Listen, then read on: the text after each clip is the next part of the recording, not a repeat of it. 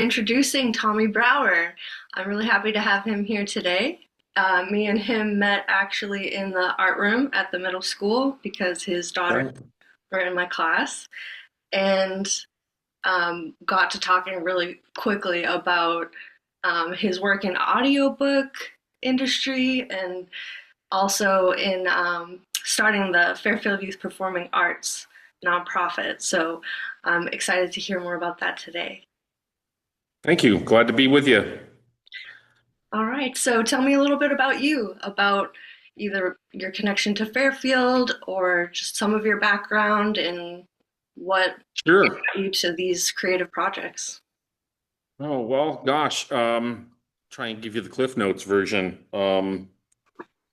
I moved to Fairfield from the Chicagoland area in 1987. I was a junior in high school when I moved here, and needless to say, I was none too thrilled about it. It just seemed like the middle of nowhere, and I really came to town like as a city kid. Um, Came to town with a bit of a chip on my shoulder, uh, which did not necessarily endear me to my peers immediately. But one of the things that, because I had expected the being a new kid phenomenon and all of the negative that goes with that. I had expected that because my family had moved around quite a bit when we were younger, just in the Chicagoland area. So I was kind of used to that, and I had sort of dug my heels in and just prepared to be not welcome. And it was really odd because it turned out very quickly that I had to face the fact that reality and expectations don't always necessarily align.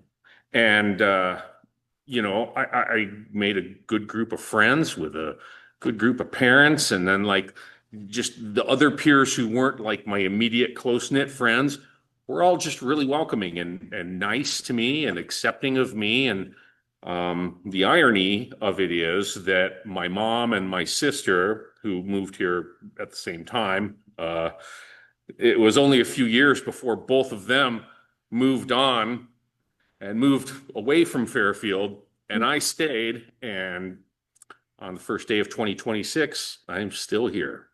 So I've kind of taken ownership and uh, made the community my own. That's awesome. It's great to be surprised by a welcoming community for sure. It definitely is. And, over the years, I've also learned that just the special nature of the Fairfield community with all that it brings, as far as diversity and culture and ethnicity and just the kinds of people that you meet here. And the culture has it has a city vibe, but it also still has a rural vibe to it. There's no other place when I try and explain Fairfield to people who've never been here, it's really tough because there's no analog that you can just quickly pivot to and say, oh, well, it's like this or it's like that. You just, and so then I just encourage them to come here, That's experience it for themselves. so you said you were in high school when you moved here? Yeah, I was a junior in high school. So I graduated from Fairfield High School in 1988. Oh, okay. Awesome. That Yeah. was the year I was born. Ah, very good. And did you go to school in Iowa? Um, I uh I immediately I took the first year after high school sort of off. Um, Mostly just, you know, uh, lounging around, being lazy. I wasn't terribly I was motivated, but I had too many interests and I hadn't narrowed it down yet what I really wanted to do. And then the spring of the next school year, when many of my graduating class were in their freshman year of college, I decided to enlist in the Navy. and I went and I did that for a few years. Came back, and then I went to Indian Hills. I went actually, my path was education. I was looking to be a middle school or high school history teacher. That was Oh. kind of what I had in mind. Um, then my oldest daughter was born in 1992. I was working two jobs trying to go to school. I finished my associates at Indian Hills, had planned to go on from there, but then real life got its hooks into me, and that's as far as my educational path actually ever took me. So, Oh, okay. yeah. Interesting. But yeah, you've got the motivation of a lot of interest and a lot of interest in passing on knowledge. Yeah, absolutely. And I've spent, I when my oldest daughter was born in 1992, and kind of soon after that, I, it was pretty clear to me that I probably wasn't going to go back to school, at least not immediately. Maybe sometime in the future that would be there for me. But I pivoted into work, um, and kind of started a career. I kind of bounced around from different jobs, like as a Pizza Hut manager for a few years, and things just to kind of pay the bills. And then I fell into a career in telecommunications construction, and then that turned into uh, engineering and project management. But I always still had this drive to work with kids and to, work in the community and serve the community. So the way that originally manifested itself, I'm apart from being a performing arts guy and a theater nerd and a musician and all that, I'm also a huge sports fanatic.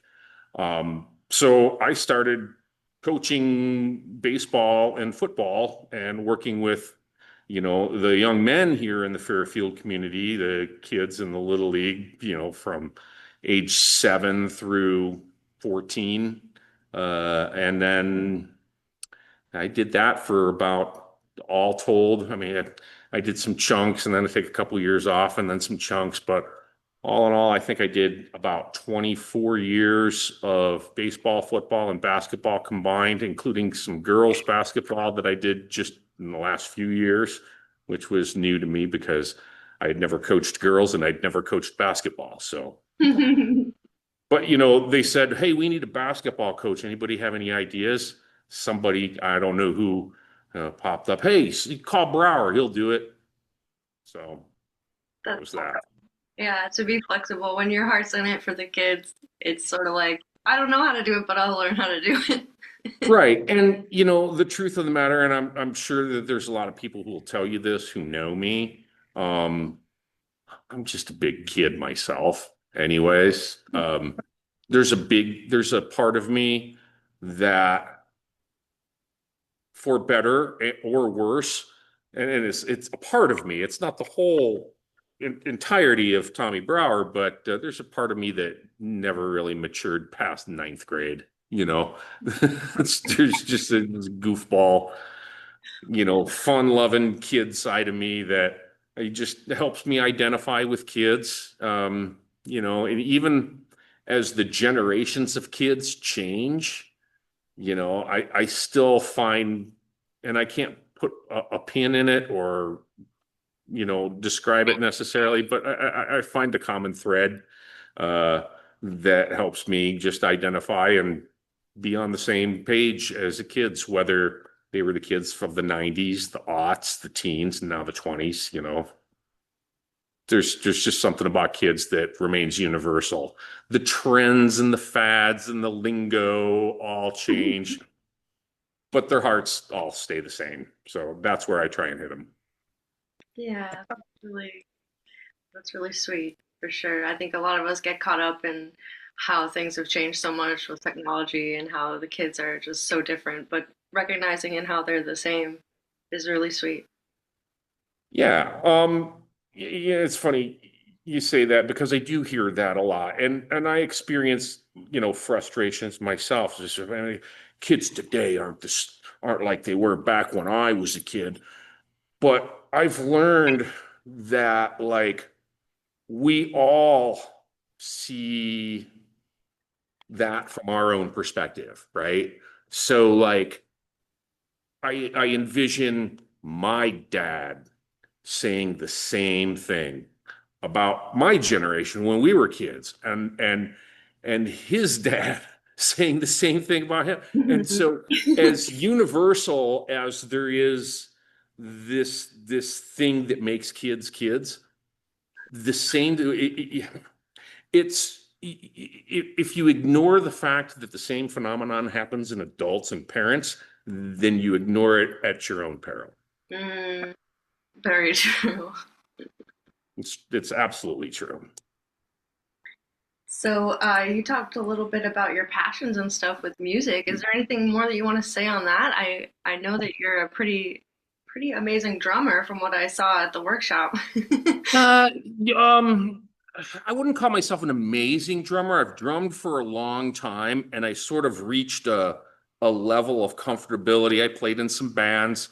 Um, I was never the guy that they said, "Oh, we got to get that guy for our band." I hold my own, and I do well. But then it was like few and far between. I would like play, and then I'd take a few years where I didn't play at all, and then I'd play, and so for me, like when I was younger, it was all about performance and gigging and, playing with the guys and having that sort of relationship. I did, do some gigging work in the early 2000s and the 90s, early 90s as well. But mostly, music for me is just, it's like my pulse or my heartbeat. It's like my inner monologue. So I have the things that I like, uh, the stuff I like to listen to. And then like when I play now, it's mostly just for exercise and therapy and, just it's good for my soul. It's Yeah. not necessarily about performance so much. Uh, but I have kids that I pass that along to as well. So Yeah, I understand that too. It's, yeah, absolutely a big mental health tool for me and always has been. And I feel like I've just always just found it to be an amazing experience to make music and share music. And I've always been really turned off to performance in general. I never really got into performing because it felt very contrived. I love doing the workshops and posting up on sure. the square or something and just surprising people. I was actually a busker in Boston. Really? Yeah. Cool. Yeah. Yeah, I mean, there's the music. Uh, it brings people together. I mean, like I have friends that have become lifelong friends of mine, and we identify with each other on so many levels outside of music. But if there hadn't been some kind of musical common thread that brought us together in the first place, we never would have even discovered each other. So, music can be a catalyst that opens up doors for other things outside of music. And it's just another feature of the self that you can display out there, kind of like birds with their pretty feathers, right? Or flowers. That's in nature. That's all about attraction, right? And you can do that with music too. And I mean attraction in a very generic sense, just like between any two individuals, there's something that brings them together, and music is one of those avenues that can be explored. Absolutely. I'm so glad you said that because that's a lot of what I'm trying to do with the music mentor is if I had to pick one thing, it would be music, but it's a catalyst for so many other Sure. arenas, realms of learning and expression. Yeah. There's other things that I'm interested outside of performing arts. I have friends that I have made just because we got into a conversation about physics or something like that, something completely science nerdy. I'm that guy too, so it's just like the same thing. Whether it's whatever your interests are, you can find that it's like the chemical receptors where the things fit together, those interests along with other people. It's, how you make connections with people in the world. Yeah, okay, and gonna piggyback off that for sure. I really would like to know how the connections came together for you when you were had this idea to start the FYPA, and how did you find your board, and how did you assemble for the first time? Um, well, a little backstory. I had mentioned that I had fallen into a career in telecommunications, and it was very rewarding, a fulfilling career. It started in 1996, and I started as the lowest guy on the ladder. In fact, actually, I was handing tools to the guy on the ladder. I was even lower than him. Um, and but I loved it. I loved working with my hands. I loved that it was fiber optics I was working with, which at the time was an emerging technology, and I was a kid in my mid 20s, looking for some kind of direction, something that I could do, that I enjoyed and that would pay. Because I don't want to be trapped as a Pizza Hut manager for all my life. Duh. God bless all the Pizza Hut managers out there, not casting shade at them at all. We all need pizza. You do great work. But it wasn't for me in the long term. So, I did that. And as I started to rise in that career, I became like the lead aerial construction guy. Then, working on underground construction and boring and trenching and splicing fiber optics, and then designing networks and creating plans, and then doing permitting and engineering of larger scale fiber optic builds at the municipal level, and so on and so forth. And eventually then I became a lead engineer and a project manager. And by the time I I kind of hit my ceiling. I mean, the only place really left to go was to move up in a company and like at the executive level. And by that time, I had gotten so far away from what had ignited my passion about it. It kind of became like factory work, but at a desk. It was like every day, 50 work orders in, 50 work prints out, wash, rinse, repeat. And I fell out of love with it. And in the meantime, I continued to stay involved in community theater. Um, I continued to stay involved in doing voice work. One of the jobs that I had when I was back in college was working on the radio, which I really enjoyed. And so, fast forward just a couple of years ago, um, a really wonderful woman by the name of Tammy Jones, who was the general manager at our local radio station, KMCD. She passed away unexpectedly. And she was very, very kind to me. I had come into her orbit at working as the play-by-play voice for the Fairfield Trojans varsity football team. And so I was working at the radio station part-time doing those things. And when Tammy passed away, not only was it very sad, but um, it also, I saw this happened right at the same time as I was looking for an exit strategy from telecom. And so I kind of had a real come to Jesus moment, and did a lot of soul searching along with my wife. And, I decided to pursue the open general manager position at the radio station, and was hired. for that position. So I kind of made the transition, and that was exactly what I wanted to do. The telecom thing was probably going to kill me in 5 years. I was working long hours from home, but still not seeing my kids. The stress was high, and I just had enough. So I wanted to pivot to something that was creative and something that was community. So I got the radio station job. That was going along great. I was learning, I mean, the on-air part, that was easy. My natural, that was me in my natural element.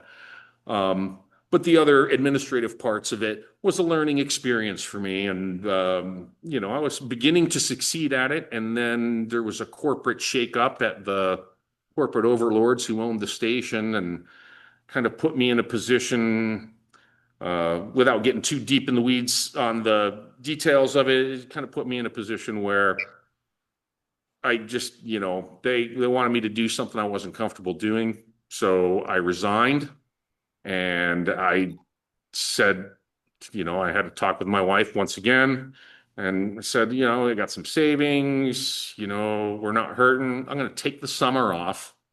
This happened in May. So, and my two daughters and myself were in productions, various productions. So let's just take the summer off, enjoy the kids, enjoy these productions, and see what the future brings. So that's what we did. And about halfway through the summer, I got bored and decided to start a children's theater nonprofit. Um, my kids had been involved in the children's theater over in Ottumwa, the OCCP, the Ottumwa Community Children's Playhouse. The directors and the president of that organization, president is Mark Lay, an old friend of mine I've known since right after I got out of the Navy. And my kids enjoyed that. And I kept saying, as we were going through this, I said, boy, Fairfield per capita is like creativity central. We should totally be able to sustain this kind of effort, and do a children's theater over here because what they had going on over there in Ottumwa was fantastic. Um, I'd still be involved over there if I mean there was nothing wrong with their program that made us come and do one here. It's just like, hey, save the drive and help the kids in my community do the same thing and have the same magical experience that I see going on over there.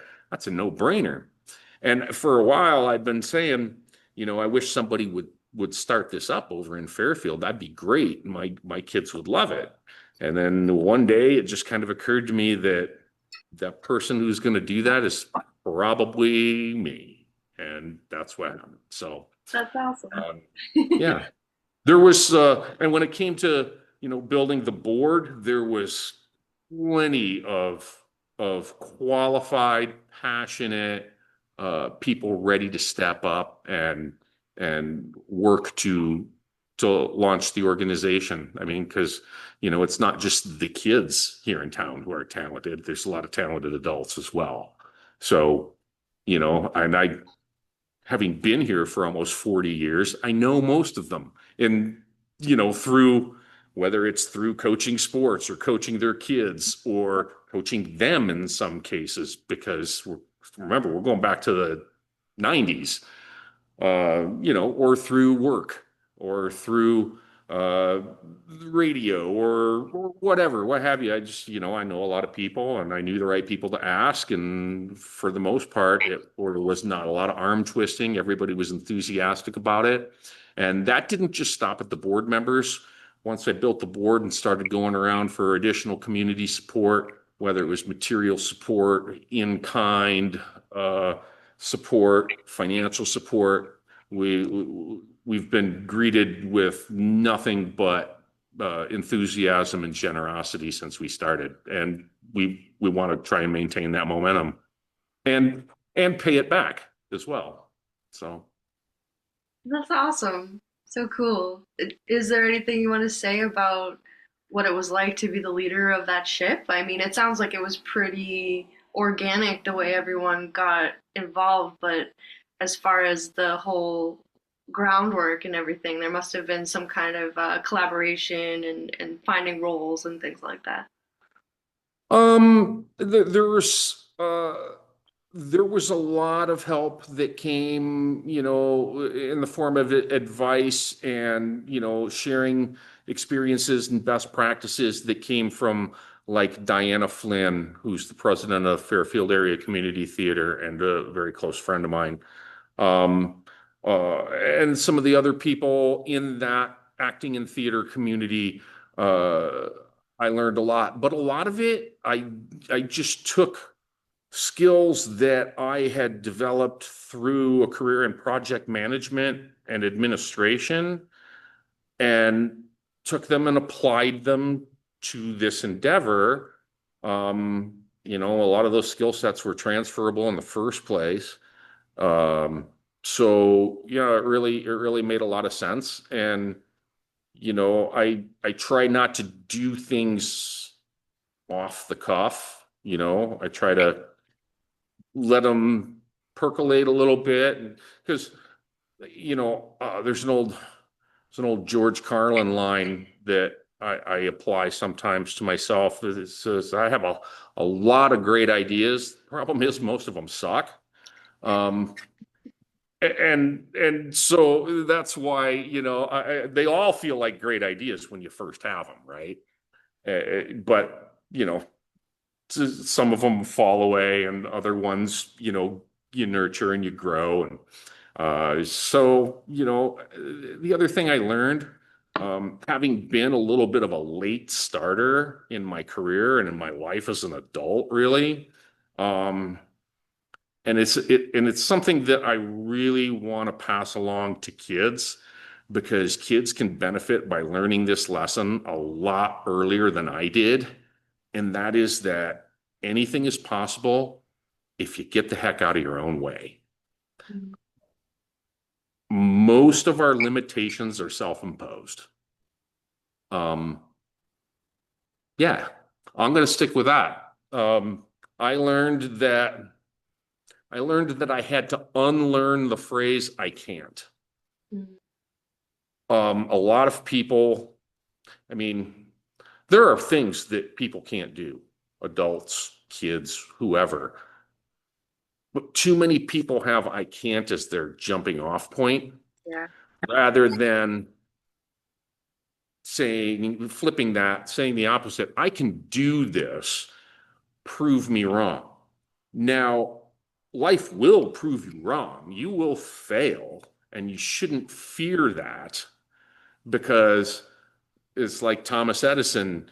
He before he invented the light bulb, he invented 10,000 ways not to make a light bulb.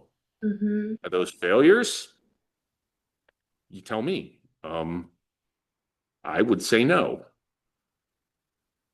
So, you know, just you just confidence, belief in yourself, belief that you can goes a long way. And one of the things about performing arts that I mean, and performing arts is a great way to build confidence in kids. Mm-hmm. What it's more a way to you can build the confidence, but it also builds displaying that confidence because there are times when I'll come up to you and your take, I'm gonna give you a pitch on an idea, and you're gonna walk away saying, "Wow, Tommy's really confident in this, and he's capable, so I trust that this is gonna fly." Um, Sometimes, you know, confidence can also hide some of the doubt that you might have, you know, which can also be a good thing, to because sometimes you have to talk yourself into things as you go, right? So, that's a skill, and it's a skill that can be applied after any kid walks off the stage, whether it's for the day, for the week, for the rest of their life, they take that with them. That's not something that they have to leave behind, like the props on the props table. You leave those behind. You take the skills with you. And that's what I would love to see kids learn. And, and I think there's something about this newest generation of kids, like the ones that you deal with in the middle school. And my two youngest daughters, I have four older kids who are all grown adults as well. But my two youngest, Bixie and Sloan, they're 12 and 10. There's something about their generation, I think, that's special. And maybe it has something to do with the pandemic. I don't know. I'm still trying to figure this out. But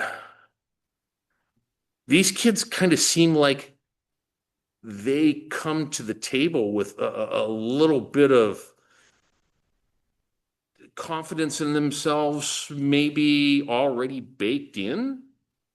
I don't know. I'm not trying to make any declarative statements or uh, diagnoses on the nature of kids in today's society, but it just seems like they're they're a little tougher and a little more confident in themselves than those prior generations, the millennials and the uh, Gen Y and all that. So these Gen Z kids and the alphas, uh, and we'll see. The jury's out.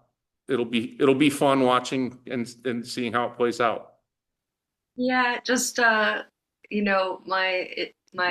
instinct is that, seeing a lot of the kids from this generation and seeing Vixie and Sloan, I think that they are in particularly very special with the way they're so confident and they are so expressive. And I think it might still be rare, but I think you're doing a really good job. Oh, thank you. They do get a lot of that from me and their mom as well. Um, I'm more of the extrovert than my wife, but both of those kids are a good blend of both of the best qualities of both of us. So, you know we're awfully proud of them, and not just them, but the kids that they hang out with, either the ones that they're tight with, like there's Cameron and uh Ledger and me and Kennedy and these kids, but even the ones like that's like the immediate tight circle, and then the next circle out. But all of these kids really seem to have something special. The ones that have performed with us in our first two shows, Mary Poppins and Robin Hood,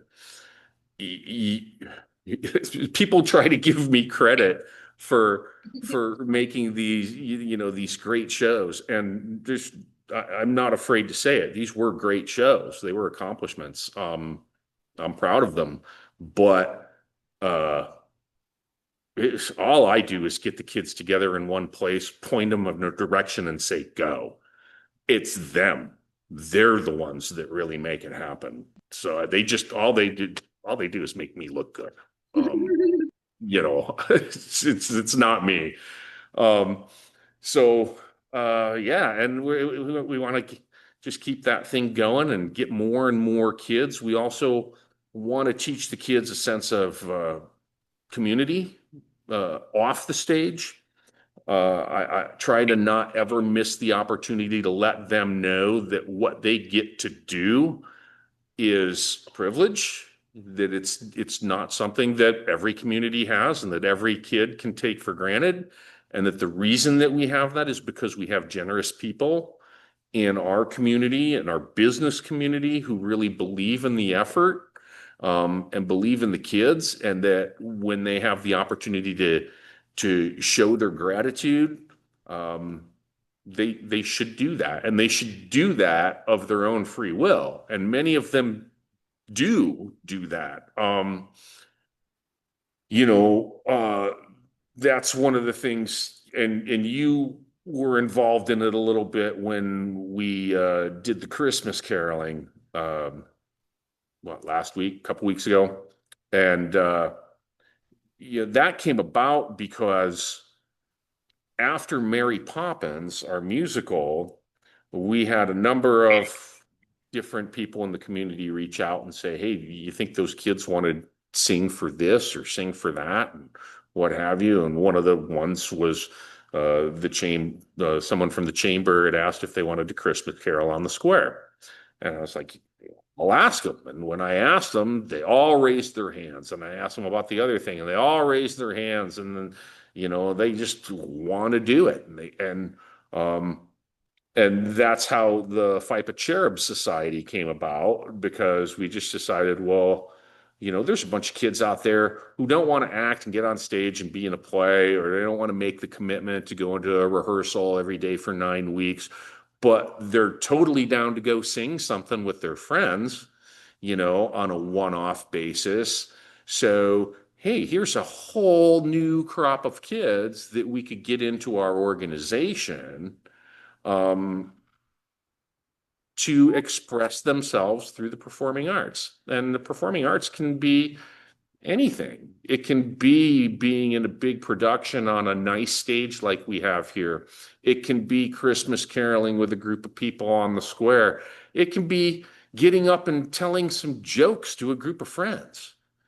There's so many different ways that you can define the performing arts. And anybody who's ever been a parent, I'm talking to parents out there, especially if you're girl parents, you'll know what I'm talking about. Um, they're 2, 3, 4, 5 years old. They come out into the living room. Mom and dad are sitting there, and Mom, Dad, watch my show. And then they do some ridiculous thing, or they sing something off tune, and they try to dance, and you clap, and you're like, "Oh, that's wonderful, sweetheart." All kids have something like that in them, just waiting to burst out. And that's the opportunity we're trying to give. So, um, yeah. And then like we starting another thing with YouTube channel, because we've got kids who are into video production, and some people want to act in front of a camera instead of in front of an auditorium full of people. Uh, cool, let's do it. And so they said, "Well, do you know how to do all of that?" And I said, "Nope, but I'll find people who do know how to do it. I'll learn along with the kids, and it'll be a great experience for everybody. Just another avenue to explore your creativity and get those creative energies out and share them." Yes, I love that I can attitude. It's definitely Yeah. something I relate to, and yeah, it's a great propellant for this kind of thing. When yeah, you've got kids so talented, so much passion in so many different directions. I mean, I Yeah. was absolutely like that growing up, like so many different passions, and started a lot of my own projects, but I really like feel it's so important to have this kind of structure for that creativity to just trellis onto. Yeah. Yeah. And it just makes kids comfortable with their capabilities and comfortable learning new ones. Comfortable with collaboration. There's elements of that. I mean, there's so many things that go into real world adulting that you can learn from the performing arts, especially theater. I mean, that's the one that's closest to my heart. It's theater, because I was a theater kid. I started in seventh grade. Uh, Bixie, my 12-year-old, she's in seventh grade now. That's the age I was when I was in my first production. She's currently rehearsing in her 19th, and I just love it. She can't get enough. You don't put her anywhere near a microphone, if you're not ready to see what comes out. Yeah, You've met her, you know.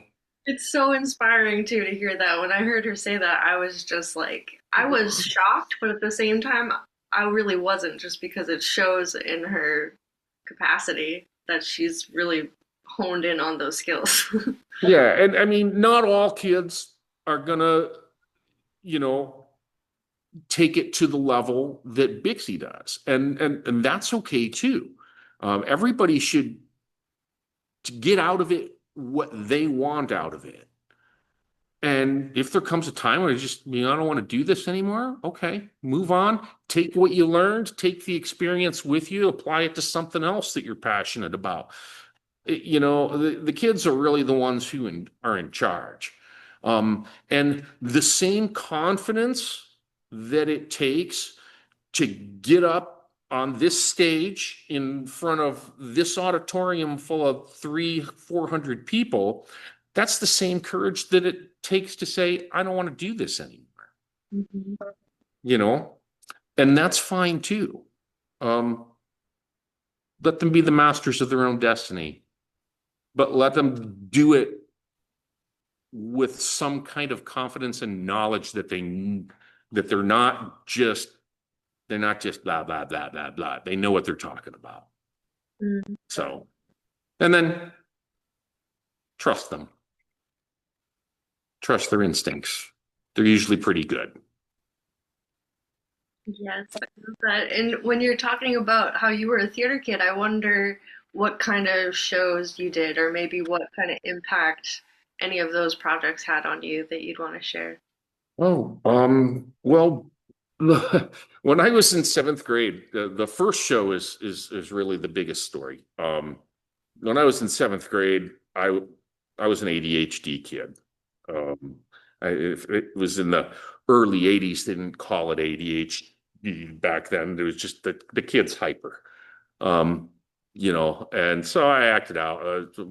Single mom, gone through a divorce. It's not a not sob story or anything like. I'm certainly not the only person who ever had some turmoils during their upbringing. I had what I consider to be a really great childhood and family experience with my mom, but it was the '80s and there was some struggles along the way. I acting out, and my mom, it was actually my choir director. This was back in Warrenville, Illinois, and I was um, I was tall. Uh, I was like 11. I was like 11 or 12 years old. I was 6 foot by then. 120 pounds soaking wet. So I was like spaghetti thin, but I was the only kid, in middle school choir, they break them down by sopranos and altos, right? Everybody's either a soprano or an alto. I was the only one who was truly a baritone heading toward bass. And so my choir director, and I loved choir and chorus, but I wasn't really up for doing plays and musicals. It wasn't really my thing. I was like, nah, I don't want to do that. That's stupid. Right. And he kind of dragged me kicking and screaming into it because he wanted a baritone to play Potiphar in Joseph and the Amazing Technicolor Dreamcoat. And I kept telling him no and shooting him down. And finally, he called my mom because he got some leverage on me when I'd done something wrong in school. He got some leverage on me and kind of twisted my arm into saying yes. So I did it, fell in love with it, never looked back. I think I did every other play or musical all the rest of the way through high school and college. And then I actually directed, produced, and acted in a show that we did on a ship when I was in the Navy. I rallied a bunch of people together and we put on South Pacific. Um, and that was fun. And it was just like something that like immediately grabbed me and I sort of found what I like to do. And I played sports as well. It's another thing. Um, I was that one guy who was like both a jock and a theater kid, there's very, very narrow overlap there, which still blows my mind. It's still something that I'm pursuing, trying to expand upon because they really, sports and performing arts really are just two sides of the same coin, if you really look at it. So that's an aside project that I'm working on to try and get more boys involved in theater, which is, another challenge. It's always has been, and probably always will be about 4-1 girls to boys, Yeah. you know, but get to a certain age, you'd think that would be a draw, but Yeah. you know, uh, if you're counting on teenage boys to think logically, you might be waiting a while. So, um, yeah, and then I did musicals, plays, all like I said, all the way through. My favorite role that I ever played was Elwood P. Dowd in Harvey. Um, I love that. It's one of the few roles that I think I would still love to play again sometime before I get too old. I might already be there, but yeah, I think I could still do that. Um, yeah, so that's a fun one. Oscar Madison and the Odd Couple. That was a fun one. Um, I was in Greece 3 times. I was Kaniki the first go around. I was Zuko the second, and then as an adult, I was a mashup between Vince Fontaine and Johnny Casino. Um, I'm too old for any good parts in Greece, so I would never be able to do that again. That ship has sailed. Um, yeah. Yeah, you made So rounds doing it that many times, different roles. yeah, it was fun. I think that's the only one I've ever been in multiple times. Yeah. Um, I did I did here in Fairfield. There was a long time, there was a big like 20-year gap where I didn't do any theater at all. And then like in maybe not 20, 15 years, say, but then like in '07, I think it was, they Fairfield Area Community Theater was putting on Seussical, the musical, and I'm a big Dr. Seuss fan, and so I thought this is before the two younger ones were born, but my older kids were still at home, and I thought, well, maybe this is a chance to get them into theater. None of them took the bait. None of them ever caught the theater bug, which is fine. It's not for everybody. But I went and did Seussical, and then that got me re-involved and reinvigorated in the local theater scene. And then, I slowly came around, and then I did uh, James and the Giant Peach, which was the first one that I did with one of my kids. That was Bixie's third show, and she was 6. And we did that together. And then from that point on, then COVID hit. But at that point, I was back in 100%. So, And is that a local group that is for adults and kids? yeah, Fairfield Area Community Theater is the regular community theater that does, the adult shows. And then prior to Fairfield Youth Performing Arts, the launching, their thing was, every summer they would do a musical, and every other year they'd try to make it a musical that heavily involved kids. So like we did Oliver, Liam Liam Robbins was our Oliver Twist, and he was fantastic. And then there was the whole group of the what do you call them? The orphans, not the orphans, the pickpockets. And, so there's a bunch of kids in that one. Now, I don't know, now that we have a dedicated children's theater, I don't know what FACT is planning to do. That may just give them the freedom to do adult shows and let Fairfield Youth Performing Arts handle the kids.